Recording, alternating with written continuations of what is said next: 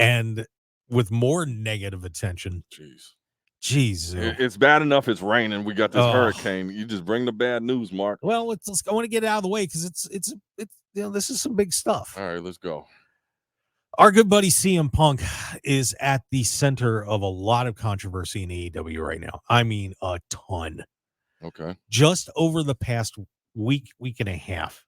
So first we had a situation with him and Ryan Nemeth, Dolph Ziggler's brother, who, of course, he wrestles in AEW. Mm-hmm. He had responded, put up a little tweet about CM Punk being soft in a tweet. And apparently the two of them got into a big argument at Collision. Mm-hmm. And now he's on the bad list. So there was a big argument there. We also had Hangman Adam Page after the promo that CM Punk cut on him. Page had apparently come to Collision to cut a promo. I don't know if you remember the ambulance promo that showed up on Dynamite. Mm-hmm. They sent him out of the building. Now, there are different reports saying the Punk didn't have anything to do with it. Some people said he did. So who knows where the truth lies. But Punk cutting that promo on Adam Page, basically saying that, his action figures don't sell and all this kind of stuff. And just responding to seeing a sign in the stands and cut an impromptu promo on Page. And of course, those guys have had heat for a while. So there was that.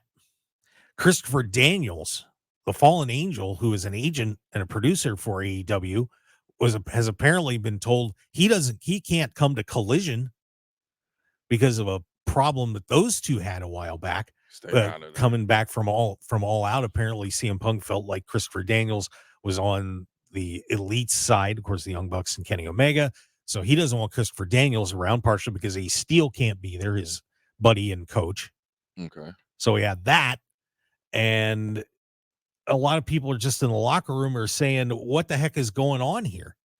They are really upset about it, that, this is not under control. And there was a really funny tweet that Jim Cornette put up, and I just wanted to read this real quick. Somebody, an account that I follow called Super 70 Sports, put up a picture of a basketball fight. There's a fight with Julius Erving and Charles Barkley and Larry Bird and all that. Okay. And Jim Cornette put a quote tweet over it.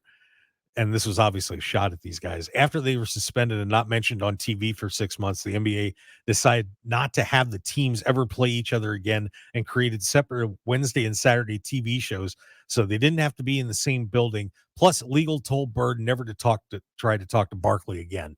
Yeah, I like it. Cornette, man. So obviously making fun of the situation that they're keeping the elite and CM Punk separated because of what happened at All Out. There was also a situation that Punk put out a tweet. There was apparently a mistake on a T-shirt that got made. And if you don't know, Matt Jackson's wife is in charge of merchandise for AEW. Okay. So there was a printing error for Death Before Dishonor for those T-shirts. And he basically said, how could that have happened? So Punk taking what seemed to be a little shot there too. Well, I think Chris Van Vliet hit it on, the inmates running the asylum over there. Seeing Tony Khan, I mean, and this is the thing, like we watch it for the drama. We want the drama. So don't act like it's a bad thing, whatever, like it's stirring. But I feel as though, Tony Khan is not the leadership that they need over there. And it is kind of running amok. So when something like that happens, like you're not towing the line. Vince McMahon's going to shut you down. He's the boss. It seems like, you can kind of do whatever you want over there. Yeah. That's the impression I get. Yeah. As someone who coached and ran businesses. You coached a second grade female softball. Oh, really? Yeah. Oh, why don't you go do some record checking there, pal? I did. Yeah. Okay. Okay. But go ahead. My bad. It's okay. It's okay. It's this weather, man. It's getting me on edge. Yeah. This is like you're Seattle depressed, dude. I don't know what that is. I don't know. But anyway, the one thing that I think is really, there's two things that are really hurting this right now is one, you can't have that perception amongst your employees or when you have a team that one person is able to get away with doing whatever they want while the rest of them can't. And this is just getting out of hand with Punk. And whether, and and obviously we're going, some of this we're going on speculation and what some people are saying, and who knows what this, what the exact source is. But he's at the center of all of this. Yeah, yeah, yeah. And I think that and I know that he's very important to AEW. I mean, obviously Warner Brothers wanted him to be the focus of Collision. They wanted that Saturday show and they wanted him to be the guy. Yep. He So is. so he so is he in a special place on in AEW? Yes.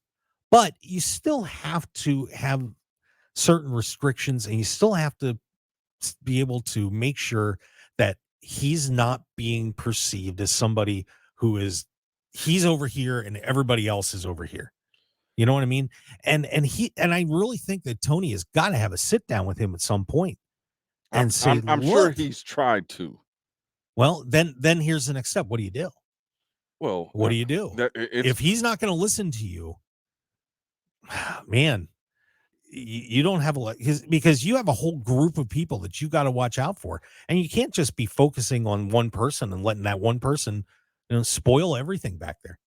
well, and it depends. Like watching Tony Khan operate, and this is no knock. This is just an observation. He seems like a very timid fan of wrestling. Doesn't seem like a take charge leader of this thing, and kind of lets people do what they want. It all stems from leadership. If it's happening, he's allowing it to happen.